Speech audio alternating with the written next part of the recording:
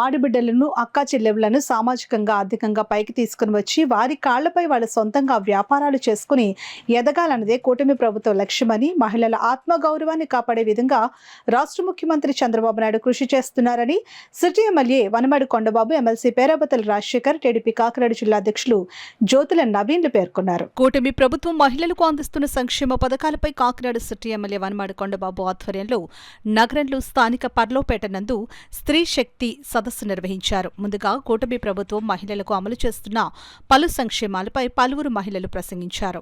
అనంతరం చంద్రబాబు చిత్రపటానికి మహిళలు పాలాభిషేకం నిర్వహించారు. ఈ సందర్భంగా ముఖ్య అతిథులు మాట్లాడుతూ, ఇచ్చిన హామీలను ఏడాది తిరగకుండానే 90% హామీలను అమలు చేసిన ప్రభుత్వం కూటమి ప్రభుత్వం అని పేర్కొన్నారు.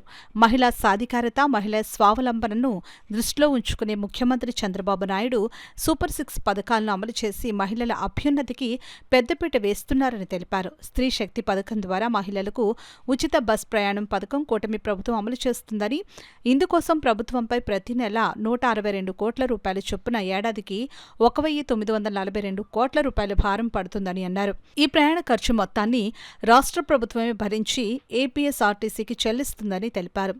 రాష్ట్రంలో ప్రతి పేద కుటుంబానికి ఆర్థిక తోడ్పాటు అందించి మహిళలకు ఆర్థికంగా భరోసా ఇవ్వడం జరుగుతుందని, మహిళా సంక్షేమానికి పెద్దపీట వేసి సూపర్ 6 పథకాలను ముఖ్యమంత్రి నారా చంద్రబాబు నాయుడు శ్రీకారం చుట్టారని పేర్కొన్నారు.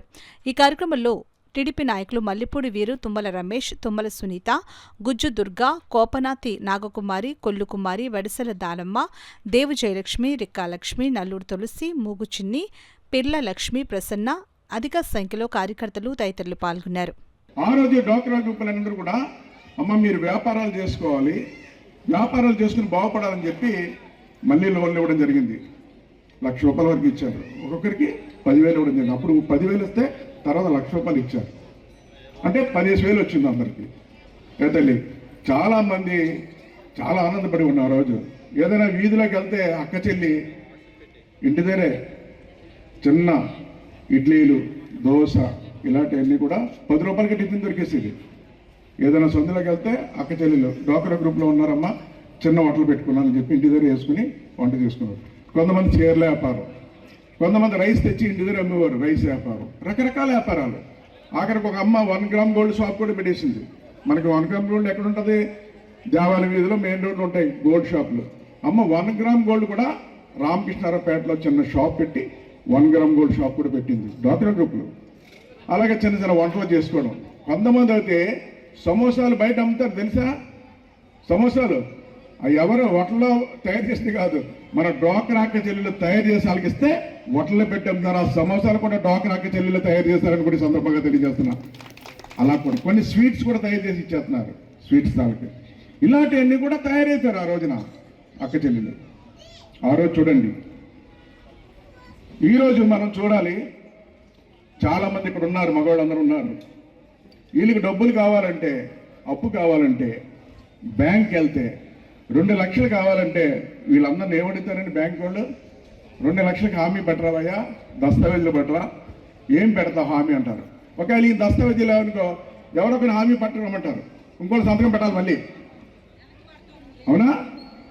ఈరోజు ఈ రాష్ట్రంలో 2 లక్షల రూపాయలు ఎవరి సంతకం లేకుండా, ఎవరి హామీ లేకుండా ఈరోజు డబ్బులు తెచ్చుకుంటుంది డ్వాక్రా అక్క చెల్లెలు 2 లక్షల రూపాయలు తెచ్చుకుంటుందని కూడా రాష్ట్రానికి మొత్తానికి కూడా మహిళలు ఎక్కడికి వెళ్ళినా కూడా బస్సు ఉచితంగా మరి ఈరోజు ప్రవేశపెట్టడం మీ పట్ల, మహిళల పట్ల ఈ ప్రభుత్వానికి ఉన్న చిత్తశుద్ధి అని చెప్పుకోవచ్చు. ముఖ్యంగా ఆ రోజు మనం చూసుకున్నట్లయితే అన్న ఎన్టీ రామారావు గారు తెలుగుదేశం పార్టీ స్థాపించినప్పుడు కూడా మహిళలకు పెద్ద ఎత్తున మరి ఎన్నో అభివృద్ధి సంక్షేమ కార్యక్రమాలు చేయడం జరిగింది. ఆస్తిలో సగభాగం మహిళలకు ఉండాలని ఆ రోజు ఎన్టీ రామారావు గారు కూడా ప్రవేశపెట్టడం జరిగింది. మరి అదే క్రమంలో చంద్రబాబు నాయుడు గారు మరి డ్వాక్రా గ్రూపులు, ఆ రోజు డ్వాక్రా గ్రూపులు పెట్టినప్పుడు అందరూ అన్నారు మహిళలు ఏం చేయగలరు, మహిళలు ఈరోజు వంట చేసుకోవడానికే పరిమితం, వాళ్ళు రోడ్డు మీదకి వస్తే వంట ఎవరు చేస్తారని మరి చాలామంది మరి విమర్శించడం జరిగింది.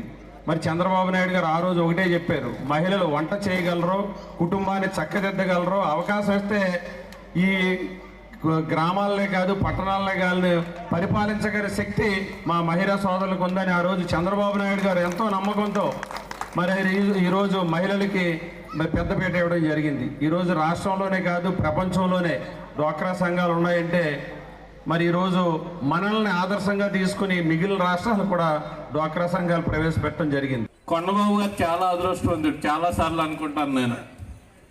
ఎందుకంటే అన్ని కాన్స్టిట్యున్సీలు తిరుగుతుంటాం, ఎక్కడా లేని విధంగా కొండబాబు వెనకాల ఒక మహిళా శక్తి ఉంటుంది గతం నుంచి కూడానే.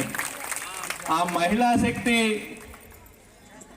ఆ వెనకాలే షాడోలో ఫాలో అవుతారు.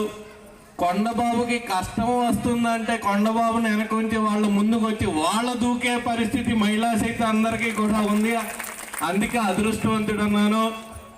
ఇదే కాకుండా జనరల్గా తెలుగుదేశం ప్రభుత్వం అన్నది ఎప్పుడు ఏర్పడినా సరే మహిళా పక్షపాతి.